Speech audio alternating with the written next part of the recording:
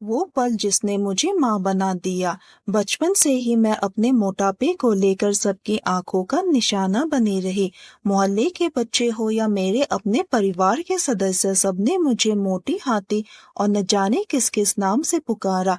हर ताने से मेरा दिल टूटा, पर मैंने खुद को संभाला। जैसे जैसे मैं बड़ी होती गई, मेरे साथ लोगों का बर्ताव भी बढ़ता गया।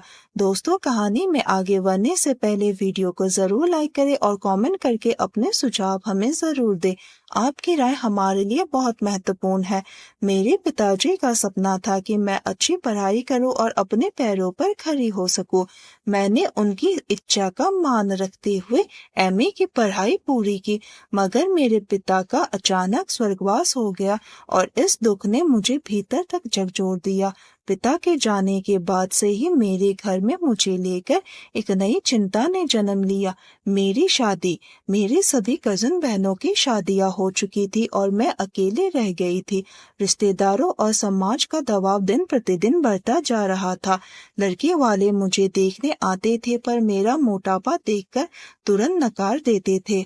हर बार दिल टूटता, लेकिन माँ के आंसू देखकर मैं खुद को फिर से संभाल लेती।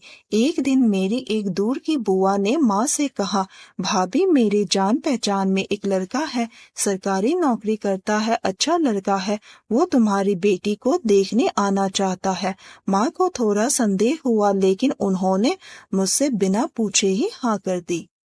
लड़का मुझे देखने आया। मेरे भीतर डर और चिंता का तूफान मचा हुआ था, लेकिन उसकी आंखों में कोई नकारात्मकता नहीं थी। उसने मुझे सिर्फ एक नजर में नहीं देखा, बल्कि मेरी बातें सुनी, मेरे विचारों को समझा। मेरे मन के डर कहीं धीरे धीरे कम होने लगे। जब उसने हाँ कहा तो मुझे यकीन नहीं हुआ कि ऐसा भी हो सकता है। हमारी शादी हो गई और मैं उसके साथ एक नए जीवन की शुरुआत करने चली गई। शादी के कुछ साल बीते और मैं माँ बनने की तैयारी में थी। मेरा दिल खुशियों से भर गया जब मैंने अपनी बेटी को जन्म दिया, लेकिन मेरी खुशियाँ ज्यादा समय तक नहीं टिक पाई। सिर्फ 3 दिनों के बाद ही मेरी बेटी की मौत हो गई। उस दिन जैसे मेरी दुनिया ही उजड़ गई।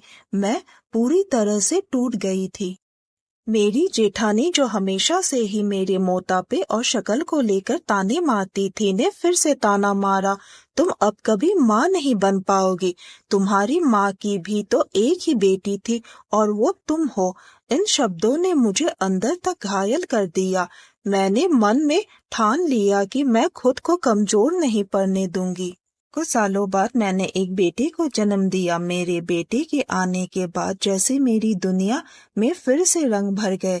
उसकी हंसी ने मेरे सारे दर्द भुला दिए। समय के साथ मैं अपनी खोई हुई बेटी की यादों को कहीं भीतर ही दबाने लगी थी। 8 साल बाद जब मेरे बेटे ने अपने जीवन के पहले कदम स्कूल में रखे, तब मैंने फिर से एक बेटी को जन्म दिया।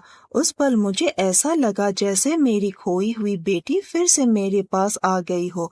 उसकी मासूम आंखों में मुझे वही प्यार दिखा जो मैंने अपनी पहली बेटी में महसूस किया था।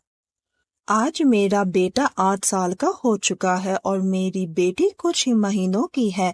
मेरे पति, जो हर मुश्किल घड़ी में मेरे साथ खड़े रहे, मेरे साथ ही खुशियों का हिस्सा बने हुए हैं।